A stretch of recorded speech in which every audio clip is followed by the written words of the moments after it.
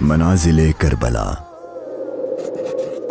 60 हिजरी 27 रजब अपने नाना हजरत मोहम्मद मुस्तफ़ा सल्लल्लाहु अलैहि वसल्लम के रोज़े मुबारक पर आखिरी हाजिरी देने के बाद इमाम हुसैन शहर मदीना छोड़कर मक्का की जानिब चल पड़े और 4 शाबान को मक्का पहुँचे और 8 जुल्हिज्जतुल हराम को मक्का से करबला की तरफ चल पड़े। इस सफर में इमाम हुसैन रदियल्लाहु अन्हु ने तकरीबन 20 जगहों पर स्टे किया। उनमें से चंद मकामात जहां कोई वाकया पेश आया वो मकामात हम आपको दिखाएंगे। पहली डेस्टिनेशन बुस्तान इब्ने आमिर क्रॉस करने के बाद जब इमाम हुसैन रदियल्लाहु अन्हु दूसरी मंजिल सफ़ाह पर पहुंचे तो वहां आपकी मुलाकात अरबी के एक मशहूर शायर फरजदक से हुई जो बाय चांस कूफा से ही आ रहा था। आपने इससे कूफा की सिचुएशन के बारे में पूछा तो उसने कहा, ए नवासे रसूल, उनके दिल तो आपकी फेवर में है लेकिन उनकी तलवारें आपके अगेंस्ट हैं।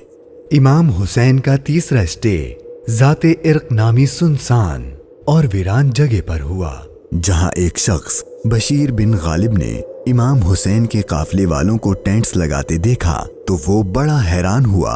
फिर उसने आकर इमाम हुसैन से मुलाकात की तो दौरान गुफ्तगू इमाम हुसैन ने उसे अपने सफर का मकसद बताया और साथ अपनी शहादत की खबर भी दी। इमाम हुसैन का चौथा स्टे हाजिज था।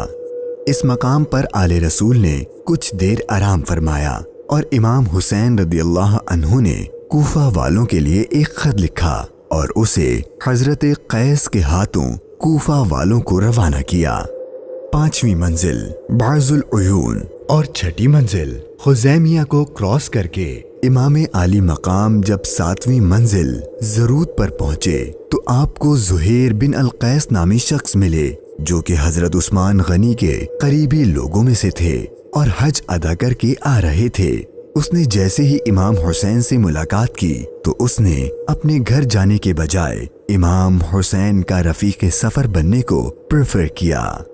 8वीं मंजिल सालिबिया पर एक गमनाक इमाम हुसैन के इंतजार में थी। यही वो मकाम था जहां आपके चचाजाद भाई हजरत मुस्लिम बिन अकील और उनके 2 बेटों की शहादत की दर्दनाक खबर मिली। इस पर आपने खुतबा इरशाद फरमाया और हालात की संगीनी से काफले वालों को आगाह कर दिया ताकि कोई जाना चाहे तो चला जाए, लेकिन आपके साथ सफर शुरू करने वालों में से किसी ने पीठ न फेरी। मुश्किलात में इजाफा और जर्नी डिफिकल्ट होती जा रही थी क्योंकि इब्ने जियाद गवर्नर कूफा को इमाम हुसैन के आने की खबर मिल गई थी और उसने अपने बहादुर और माहिर कमांडर हुर को 1000 का लश्कर देकर इमाम हुसैन को गिरफ्तार करने भेज दिया। इमाम हुसैन जुहाला, बतने उकबा और शराफ से गुजरने के बाद जब 12वीं मंजिल सुरात पहुंचे तो आपका सामना हुर और उसके 1000 के लश्कर से हुआ।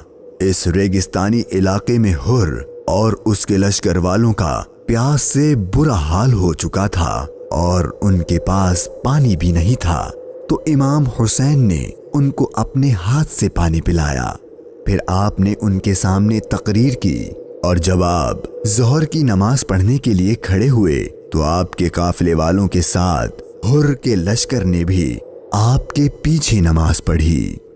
13वीं मंजिल कादसिया, ये है टर्निंग पॉइंट। इमाम हुसैन रदियल्लाहु अन्हु को जाना तो कूफा था लेकिन आपने रास्ता तब्दील कर दिया और आप करबला की तरफ चलना शुरू हो गए। इमाम हुसैन अपनी मंजिल शहादत की तरफ सफर करते हुए मुगीसा, उज़ीबुल हिजानात, बैदा और ज़ू हुसम के बाद जब 18वीं मंजिल कसरे बनी मुकातिल पर पहुंचे तो शाम हो चुकी थी। आपने रात यहीं गुजारी और सुबह जब इमाम हुसैन यहाँ से रवाना हुए तो आपकी जबान पर इन्ना लिल्लाही व इन्ना इलैहि राजिऊन के कलिमात जारी थे। आपके बेटे अली अकबर ने आपसे ये कलिमात पढ़ने की वजह पूछी तो आपने फरमाया कि बेटा, मैंने अभी ख्वाब देखा है और उसमें हमें शहादत की खबर दी गई है। تو آپ کے شہزادے نے پوچھا کہ اے بابا جان، کیا ہم حق پر نہیں ہیں؟ تو امام حسین نے فرمایا کیوں نہیں؟ تو آپ کے شہزادے نے بہادری سے جواب دیا کہ پھر موت سے کوئی ڈر نہیں۔ امام حسین کا سفر شہادت، سفر بقائے اسلام اپنے اینڈ کو پہنچنے لگا تھا۔ بس 2 اسٹاپ باقی تھے اور وہ ساری باتیں حقیقت ہونے والی تھیں جو بچپن سے آپ کی شہادت کے بارے میں مشہور تھیں۔ امام حسین جب اپنی سیکنڈ لاسٹ منزل نینوا پر پہنچے تو آپ کی آنکھوں کے سامنے بھی وہ سارا منظر گھومنے لگا جو آپ اپنے والد سے سنا کرتے تھے۔ ابھی امام نے تھوڑا ہی فاصلہ طے کیا تھا، ایک ریگستان میدان نظر آیا اور ابھی وہ سارا قیامت خیز منظر آپ کی نظروں میں گھوم ہی رہا تھا کہ ہر اپنے لشکر کے ساتھ ایک بار پھر آپ کے سامنے آ گیا اور اس نے بتایا کہ گورنر کوفہ ابن زیاد نے مجھے خط دیا ہے کہ آپ جس جگہ پر ہوں وہیں آپ کو روک لوں اور آپ کو ایک ایسی جگہ پر ٹھہراؤں جہاں پانی وغیرہ کچھ بھی نہ ہو۔ اور بالآخر آپ کا سفر اپنے اختتام کو پہنچا اور 2 محرم کے دن ابن زیاد کے حکم پر اس چٹیل ریگستانی میدان میں پورے قافلے اہل بیت نبوت اور ان کے اصحاب کو اس 1000 کے لشکر نے روک دیا۔ امام حسین نے دریافت فرمایا کہ اتنا تو بتاؤ کہ اس جگہ کا نام کیا ہے؟ تو جواب دیا گیا اس جگہ کو کربلا کہتے ہیں۔ تو امام حسین نے اپنے خاندان سے فرمایا کہ بس یہی ہمارے ٹھہرنے کی جگہ ہے، یہیں ہمارا خون بہایا جائے گا اور یہیں ہماری قبریں بنیں گی۔ یہاں یزیدی فوج کی گستاخیاں دیکھ کر امام حسین کو سب سے پہلے روکنے والے حضرت حر رضی اللہ عنہ امام حسین کی بارگاہ میں معافی مانگ کر حاضر ہوئے اور اپنی جان آپ پر قربان کر دی۔